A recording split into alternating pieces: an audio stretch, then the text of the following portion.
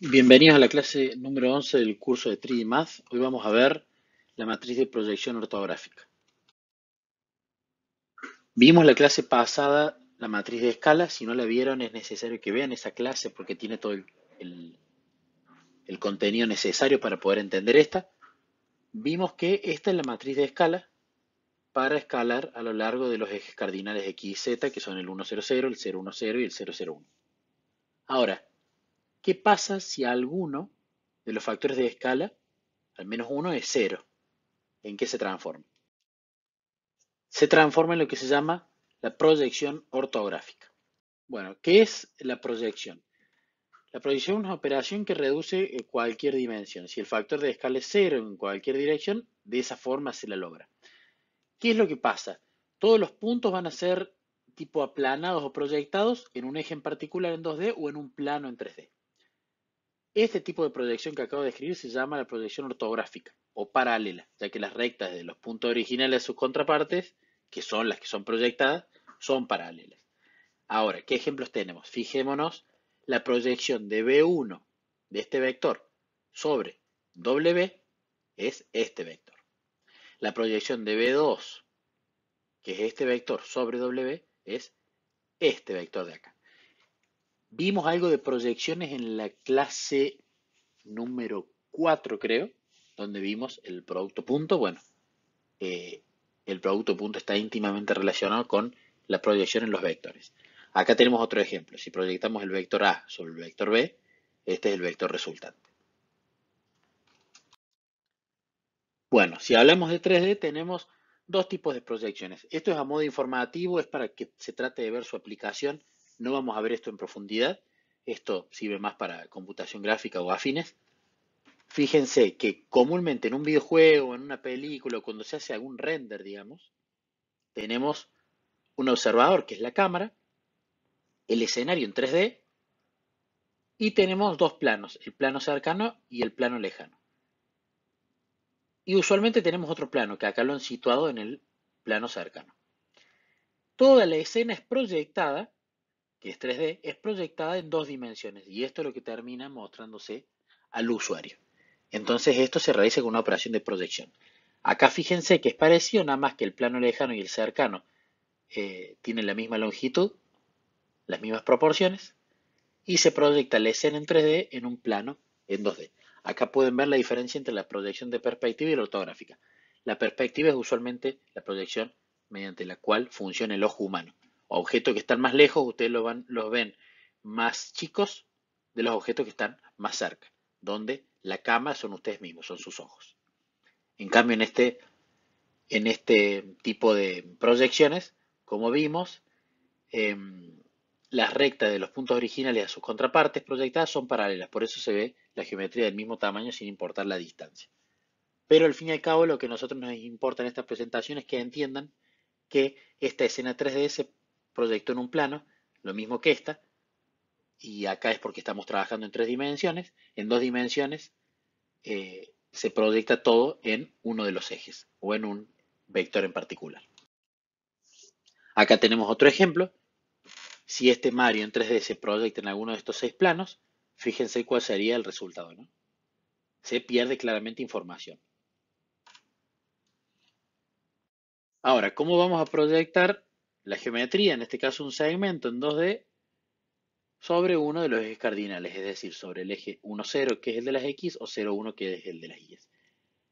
Entonces, si queremos proyectar sobre el eje de las X, vamos a utilizar, eh, recuerden la ecuación de la clase pasada, un vector normal a la dirección de escala, en este caso va a ser el de las Y's, y el factor que vamos a escalar, que va a ser cero.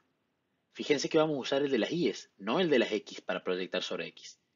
Y fíjense que esto tiene sentido. Si queremos escalar en esta dirección, la dirección de las Y's, por un factor de cero, vamos a tener esta matriz resultante, que quiere decir que todas las coordenadas de X se van a, fíjense cómo la coordenada de X del segmento no se altera. Pero las coordenadas y del segmento van a ir a parar siempre a cero para que sea proyectado sobre las X. De forma análoga, si queremos proyectar sobre el eje de las Y, tenemos que elegir como el vector normal de desplazamiento, el de las X, pero utilizar una escala de 0. De esta forma, las coordenadas de las Y's de este segmento no van a variar, pero las coordenadas X de ese segmento siempre van a ser 0 para que se proyecte sobre el eje. Y en el caso de proyectar en un plano cardinal tenemos lo mismo. Los ejes cardinales son el 1, 0, 0, 0, 1, 0 y 0, 0, 1 respectivamente para las X, Y y Z. Y los planos cardinales son el plano XY, recuerden que los planos son infinitos, ¿no? El plano XZ y el plano YZ. Entonces, ¿cómo proyecto sobre el plano XY, por ejemplo? Bueno, el vector en la dirección de escala va a ser el de la Z. El factor de escala va a ser 0. De esta forma, la coordenada de X e Y de mi geometría, fíjense en este caso este cuadrado, cuando se proyecta en el plano XY, sus coordenadas X e Y se conservan, pero su coordenada Z siempre va a ser 0. Y análogamente, para proyectar en el XZ, la normal va a ser la Y, el factor de escala va a ser 0 también para que se proyecte. Así siempre nos da las coordenadas de Y0 y la X y Z se conservan.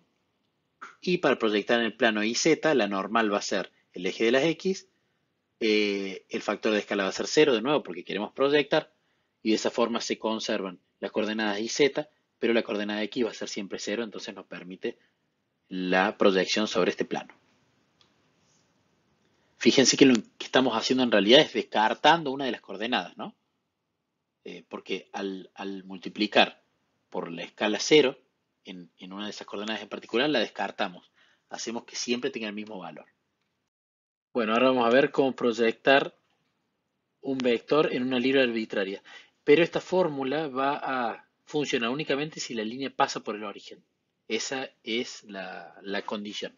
Acá tenemos dos cosas. Primero, el factor de escala, que como vamos a proyectar va a ser 0. Y segundo, n, que es un vector normal. Es decir, que va a ser perpendicular y va a ser unitario. Ahora, ¿perpendicular a qué? Veamos este ejemplo que tenemos acá. Si este es el vector sobre el que queremos proyectar, nuestro n tiene que ser perpendicular a este vector. Recordemos en la clase pasada que el n usualmente es la dirección de escala. En este caso no va a ser así, va a ser perpendicular con respecto a la línea o el vector en este caso sobre el que queremos proyectar. Entonces esta es la fórmula y reemplazamos el coeficiente de las x y de las y del vector normal y nos va a dar la matriz para poder producir la proyección ortográfica, que va a ser sobre la línea que pasa por el origen del sistema de coordenadas con el vector normal n. Ahora, si reemplazamos la normal por el eje de las Y's, vamos a obtener la matriz de proyección sobre X. Si reemplazamos el vector normal por el eje de las X, vamos a obtener la matriz de proyección sobre el eje de las Y's. Ecuación general, la particularizamos con los ejes cardinales y obtenemos lo que vimos anteriormente. En esta diapositiva vamos a ver cómo proyectar en un plano arbitrario, pero con la condición igual a la que teníamos con las líneas. Tiene que pasar por el origen del sistema de coordenadas. Esa es la única condición del plano. Por eso acá, en la matriz resultante, no tenemos ninguna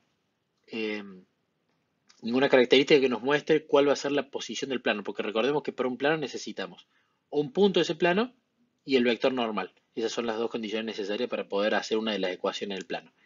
Acá no va a estar porque se asume que el plano va a estar en 0, 0, 0 como su origen, que es el origen del sistema de coordenadas. Necesitamos el vector n, que es normal, perpendicular al plano y unitario, y el factor de escala, que va a ser 0 porque queremos proyectar. Y la pinta que va a tener la matriz de la proyección ortográfica a ese plano arbitrario que pasa por el origen del sistema de coordenadas y tiene este vector normal es esta. Ahora, utilizando la ecuación más general, pero reemplazando la normal por los ejes cardinales. Recordemos que si reemplazamos la normal por el eje de las X, se va a proyectar sobre este plano verde, que es el plano ZY. Esto es lo que vimos anteriormente. Si reemplazamos la normal por el eje de las Y's, que es este, se va a proyectar sobre este plano rojo, que es el plano XZ. Y si reemplazamos el vector normal por el eje de las zetas, se va a proyectar sobre el plano azul, que es el plano XY. Ahora, ¿qué pasa si los tres factores de escala, para el eje de las X, el eje de las Y y el eje de la Z, es cero? ¿Qué termino obteniendo en este caso? Si yo quiero proyectar este cubo en los tres ejes por el factor de cero. Bueno, se va a proyectar toda la geometría sobre el centro de proyección. Acá hay un decremento, digamos, paso por paso. Este cubo se va a ir achicando. Si yo, por ejemplo, lo voy acercando a cero al kx, ky y kz a la vez, se va a ir achicando hasta que se te va a proyectar en un solo punto. Porque fíjense que reemplazar kx, ky y kz me da la matriz cero. Y multiplicar cualquier cosa por la matriz cero me da cero. Entonces todo va a ir proyectado al centro de proyección. Ahora la pregunta que tengo es, bueno, si yo proyecté algo, ya sea al centro de proyección o a algún plano o a algún eje, ¿cómo obtengo la matriz inversa que me posibilita multiplicar lo anterior y obtener la geometría original? O, dicho de una mejor manera, multiplicar todos los puntos que pertenecen a la geometría, en este caso, que están en este punto, y obtener las posiciones de esos puntos de forma que en el contexto me termine dando la geometría original. Bueno, para ver si tiene inversa, veamos cuál es el determinante en base a la fórmula del determinante de la matriz 3×3 que hemos visto en clases anteriores. Fíjense que si reemplazamos los términos acá y tenemos al menos uno de estos tres que sea cero, van a ver que el determinante va a ser cero, lo cual nos indica que la proyección ortográfica no tiene inversa. Para ver esta inversa de por qué no existe de un punto de vista intuitivo y geométrico, fíjense. Si yo en 2D de dos dimensiones paso a solo una, porque tengo solamente un vector o una línea o un solo eje en el cual yo puedo poner coordenadas, no existe una función que haga la inversa, porque hay infinitos vectores a los cuales yo puedo mapear de vuelta esto. Entonces no tengo solución. Acá tenemos otro ejemplo. Si de este sistema de coordenadas cartesianas lo multiplicamos por una matriz que me proyecta todo en un plano, yo no tengo información suficiente acá geométricamente para saber ni siquiera que esto es un cubo, ¿sí? Y menos, por ejemplo, la altura y el ancho y el profundo que va a tener la figura geométrica. Con esto yo ni siquiera puedo saber qué figura geométrica tenía, de hecho. Y el caso más extremo es si proyecto todo en un punto. Yo no sé si este punto se proyecta al hacer la inversa en una recta, era un cubo, era un personaje con un arma en la mano, no puedo tener idea de eso. Entonces, como pierdo información, no tengo una función que me devuelva lo anterior. Bien, y para finalizar, en los tipos de transformación estamos en la proyección ortográfica.